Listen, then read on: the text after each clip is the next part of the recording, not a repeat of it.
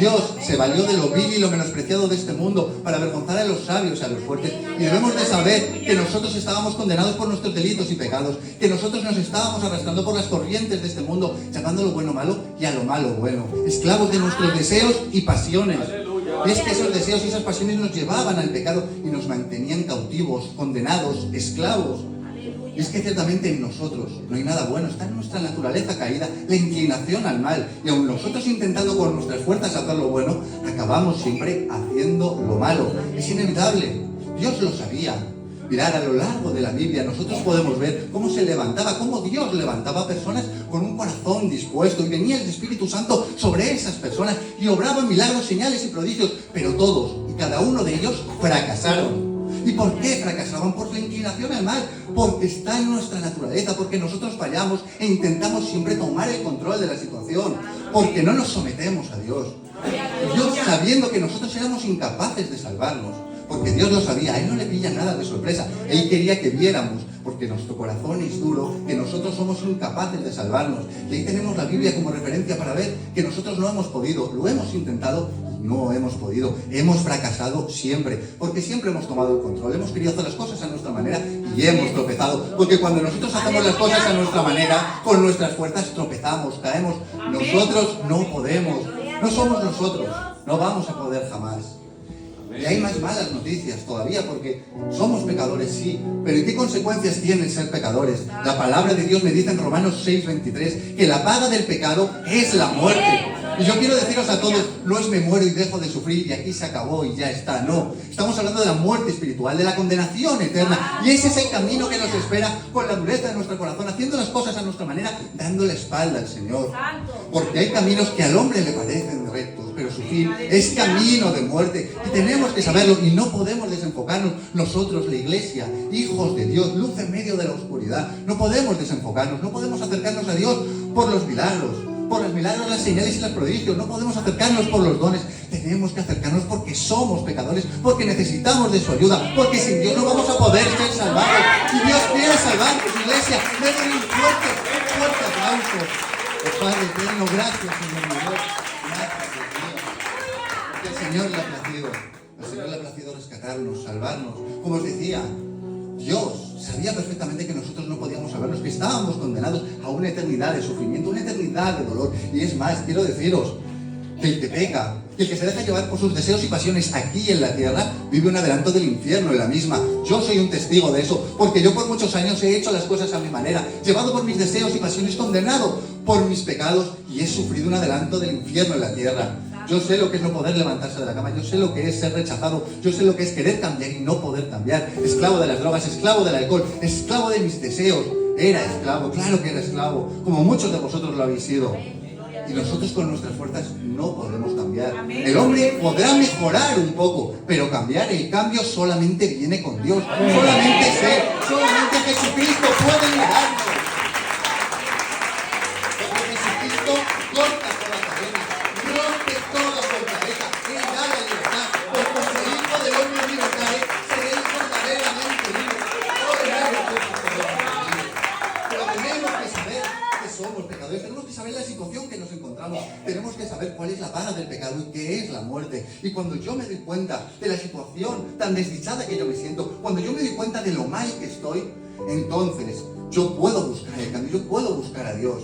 Pero el problema de los pecadores, el problema de los perdidos es que no saben que están perdidos. Mirad, todas las religiones te hablan de cómo tú te puedes ganar el cielo, del hombre buscando a Dios. Pero la auténtica religión, la auténtica relación con el Señor, te habla de un Dios que vino a buscarnos, un Dios que vino a salvarnos, a restaurarnos, a perdonarnos.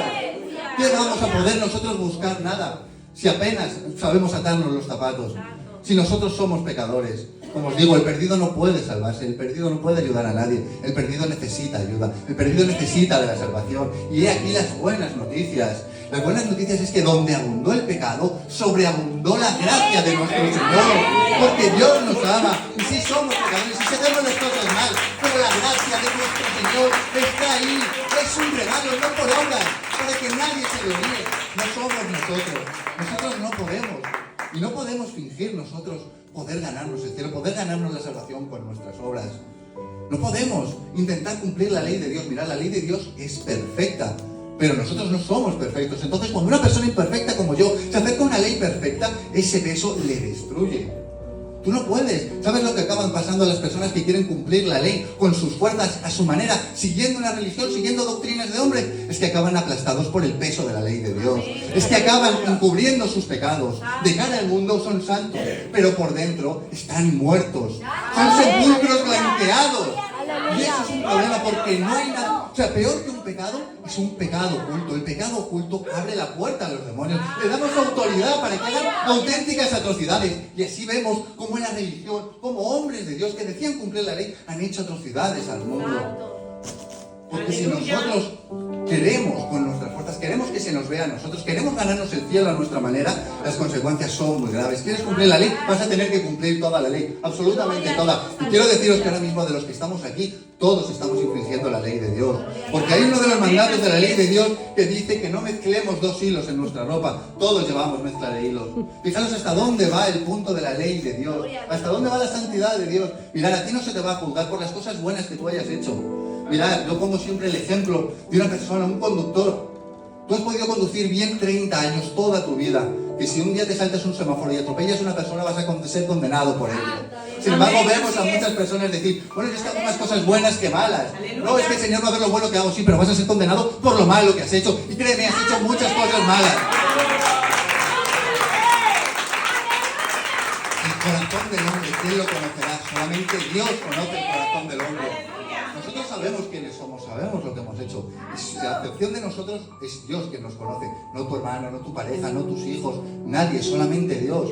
Ahora quiero deciros, si tu hermano, si tu marido, si tu hijo conociera realmente lo que hay dentro de ti, ¿querrías seguir a tu lado? Quiero deciros una cosa, Dios que conoce nuestro corazón mejor que nosotros mismos, no solo quiere estar a nuestro lado, es que quiere salvarnos, es que dio su vida por nosotros. Dios no tenía que venir a este mundo a sufrir lo que sufrió, a sufrir la ira del Padre, a ser clavado en la cruz, a ser rechazado y despreciado. Él no tenía por qué hacerlo, porque ciertamente Dios sin nosotros sigue siendo Dios, pero nosotros sin Dios no somos nada.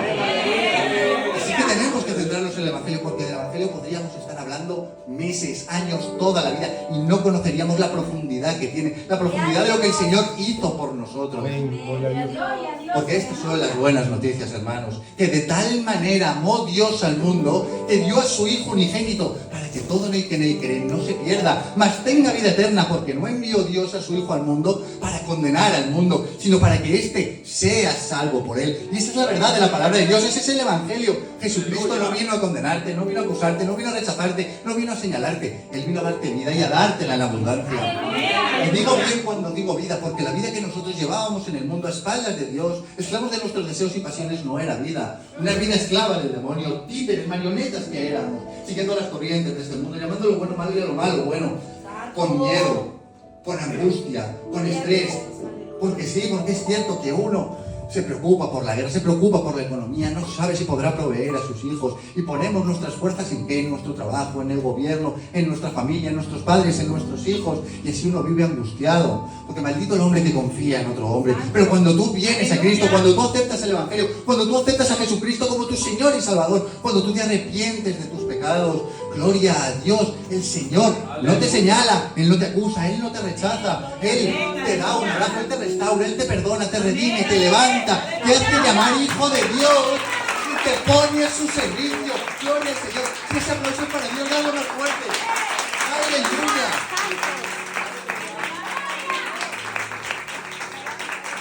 Y es que el pecado es terrible y hace un daño terrible. Mirad, en Santiago 4, versículo 17 nos dice que recordemos que es pecado saber lo que debemos hacer y no hacerlo. Y es que es terrible porque muchas veces nos centramos en no hacer las cosas que no deberíamos hacer. Pero cuántas cosas el Señor me ha mandado a hacer y yo no he hecho. Ya sea por hacer cosas que el Señor no me ha mandado que haga o no hacerlas que el Señor me ha mandado que haga, soy culpable y he pecado y he fallado. Porque ¿qué es pecar? Pecar es errar, pecar es fallar. Pecar es tener que hacer una cosa bien y no hacerla. Somos humanos, todos hemos tropezado. Es que quien diga que no ha tropezado, que no se ha confundido, que no ha pecado, es un mentiroso y Dios no está con él. Y esa es la realidad. Pero también es cierto que Jesucristo nos amó tanto Nos amó tanto que vino a este mundo, porque Jesucristo, siendo Dios, no estimó el ser Dios como algo a lo que aferrarse, sino que se despojó a sí mismo, tomando forma de siervo, hecho semejante a los hombres, y estando en la condición de hombre, se humilló a sí mismo hasta la muerte, y muerte de cruz. Aleluya, ese es el Evangelio. Cristo vino a este mundo. ¿Y quién es Cristo? Cristo no es un hombre con buenas intenciones, porque no cualquier sangre, no cualquier sacrificio valía. Jesucristo es Dios, porque solo Dios podía vivir la vida perfecta que tú y yo deberíamos haber vivido. Dice la palabra de Dios que Jesucristo fue tentado en todo, pero en Él no hubo pecado. Y puesto que no hubo pecado en Él, pudo cargar con tus pecados, con mis pecados, con los pecados de todos nosotros, y los llevó a la cruz. Y los clavó juntamente con Él en la cruz. Mirad, Dios fue rechazado, fue despreciado, fue señalado, juzgado, pegado, abofeteado, humillado, clavado en una cruz. Pero eso no fue lo peor que Dios sufrió, eso no fue lo peor que Cristo sufrió. Cristo tuvo que enfrentar la ira del Padre sobre Él, porque por un momento dejó de ver a Cristo, dejó de ver a su Hijo para verte a ti, para verme a mí, y le aplastó y no tuvo piedad de Él. Aleluya, gloria a Dios, santo eres, ¿para qué hizo eso? ¿Por qué lo hizo? ¿Por qué lo hizo? Por amor. Porque Dios te ama, porque Dios me ama. Y Él no quiere que andemos ese camino que a nosotros nos parece recto, pero que su final es camino de muerte. Él no quiere que andemos. Ancha es la puerta y espacioso el camino que lleva a la perdición, ¿verdad? Pero estrecha es la puerta y angosto el camino que lleva a la salvación. Y esa puerta estrecha y ese camino angosto merece la pena andarlo. Porque quiero decirte que en el momento que tú cruces esa puerta, que es aceptar a Jesucristo, que es arrepentirte de tus pecados, que es volver a nacer, el camino angosto tú ya no lo vas a andar solo, lo vas a andar con Dios. Será el Espíritu Santo de Dios quien te acompañe, porque Dios no te va a dejar solo. Porque Dios sabe nuestras debilidades, Dios sabe que fallamos, Dios sabe que pecamos. Entonces Dios nos salva, Dios nos redime, Él muere en la cruz. ¿Para qué? Iglesia, ¿y luego qué? ¿Para dejarnos solos, para dejarnos abandonados? Ciertamente Dios no te ha dejado abandonado. No, Dios está con nosotros. Ahora que nos hemos arrepentido de nuestros pecados, que hemos aceptado a Jesucristo como nuestro Señor y Salvador, y Él lo ha hecho todo nuevo en nuestra vida, y nosotros hemos vuelto a nacer, créeme que ya no estás solo, ya no vas a volver a estar solo nunca más.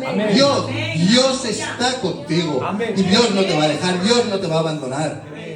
Mirad, acompañadme en Filipenses 1, versículo del 21 al 23. Cristo, yo lo tengo en la Nueva Traducción Viviente. Cristo está muy por encima de todo.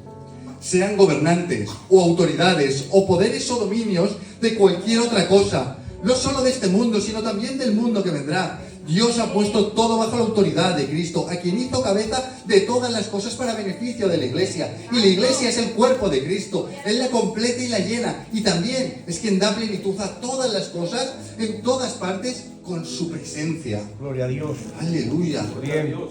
Dios, Jesucristo, en la cruz, venció la muerte, venció al diablo y venció a este mundo. Y Dios le entregó toda autoridad, Dios Padre, a Jesucristo, a su Hijo, y este a su vez se la da a la Iglesia, a su cuerpo, es decir, a todos nosotros. Quiero deciros que nosotros que somos Iglesia, cuerpo de Cristo, que nos hemos arrepentido de nuestros pecados, que hemos vuelto a nacer, que hemos aceptado a Jesucristo como nuestro Señor y Salvador, ya no estamos solos. Dios está con nosotros. Y no solo eso, Dios nos ha dado la autoridad que no teníamos, que habíamos perdido. Porque por un hombre entró el pecado, por Adán. Y por otro hombre entró la gracia, entró la salvación, que es por Jesucristo. Mirad, yo quiero deciros, y si nos remontamos a Génesis capítulo 2, nosotros podemos ver cómo Dios creó todas las cosas, y creó al hombre y creó a la mujer. Y quiso como gobernar con ellos. Y le dijo, te vas a enseñorear de todos los animales de los cielos, de la tierra y de debajo de ella, ¿verdad? Pero ¿qué es lo que pasó? Que vemos en el capítulo 3, vemos a la serpiente antigua, vemos al diablo torciendo la palabra de Dios y engañándonos, porque nos engañó. Al engañarnos, nosotros pecamos y comimos del árbol, comimos el fruto prohibido y todos pecamos, y el pecado entró para todos nosotros, y así fuimos destituidos todos de la gloria de Dios, y así acabamos con esta naturaleza caída.